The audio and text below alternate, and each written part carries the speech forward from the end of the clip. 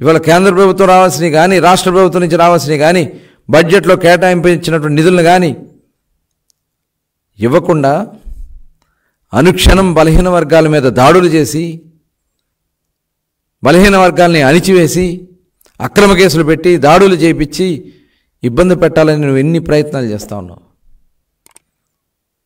ఇవాళ దానికోసమే తెలుగుదేశం పార్టీ కూడా నిరంతరం పోరాడుతూనే ఉంది. మా అందరి మీద కేసులు పెట్టుకున్నావు, మమ్మల్ని అందరినీ అణిచేయాలని ఆలోచన చేసుకున్నాడు ఈ ముఖ్యమంత్రి జగన్మోహన్ రెడ్డి. ఇవాళ మళ్ళీ మన బలహీన వర్గాల్ని కాపాడగలిగినటువంటి ఏకైక పార్టీ తెలుగుదేశం పార్టీ. దయచేసి నేను ప్రతి ఒక్కరిని కోరుతా ఉన్నా,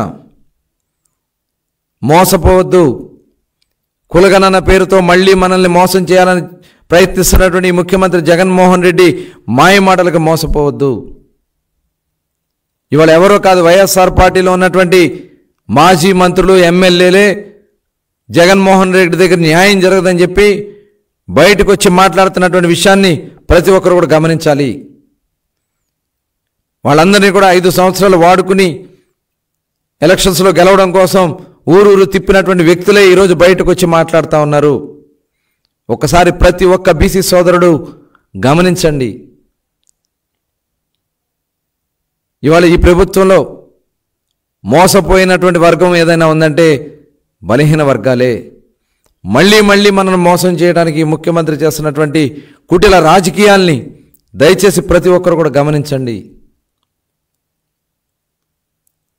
ఇవాళ మనల్ని అన్ని రకాలుగా ఆర్థికంగా రాజకీయంగా ఇవాళ చూడండి, 34% ఉన్నటువంటి స్థానిక సంస్థల రిజర్వేషన్ని 24%కి కోత కోశాడంటే దాదాపు 17,000 మంది రాజ్యాంగపరంగా రావాల్సినటువంటి పదవులను కోల్పోయారంటే ఇవాళ రాజకీయంగా దెబ్బతీశాడు. ఈరోజు విద్యాపరంగా మనం విదేశాల్లోకి వెళ్ళి చదువుకోవడానికి కానీ ఉన్నత విద్య చదువుకోవడానికి కానీ ఆ రోజున అనేక బీసీ రెసిడెన్షియల్ స్కూల్స్ పెట్టినా హాస్టల్స్ పెట్టినా ఇవన్నీ కూడా మనకు అందకుండా చేసినటువంటి వ్యక్తి ముఖ్యమంత్రి జగన్మోహన్ రెడ్డి. అటు రాజకీయంగా ఆర్థికంగా మరి చివరికి రక్షణ కూడా లేనటువంటి పరిస్థితిలో బలహీన వర్గాలు ఈ రాష్ట్రంలో ఉన్నారు. మళ్ళీ మనకు ఒక రక్షణ రావాలన్నా, మనం ఆర్థికంగా బలపడాలన్నా, మళ్ళీ మనకు మంచి రోజులు రావాలన్నా తెలుగుదేశం పార్టీ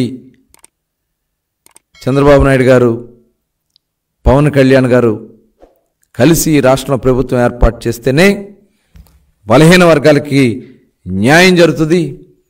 ఈ చిత్తశుద్ధి లేని దొంగ సర్వేలు చేస్తున్నటువంటి ఈ జగన్మోహన్ రెడ్డి ఖచ్చితంగా ప్రజలు బుద్ధి చెప్తారు. ఖచ్చితంగా వచ్చే ఎన్నికల్లో బీసీల సత్తా ఏంటో ఈ జగన్మోహన్ రెడ్డికి చూపిస్తామని కూడా తెలియజేస్తా ఉన్నా.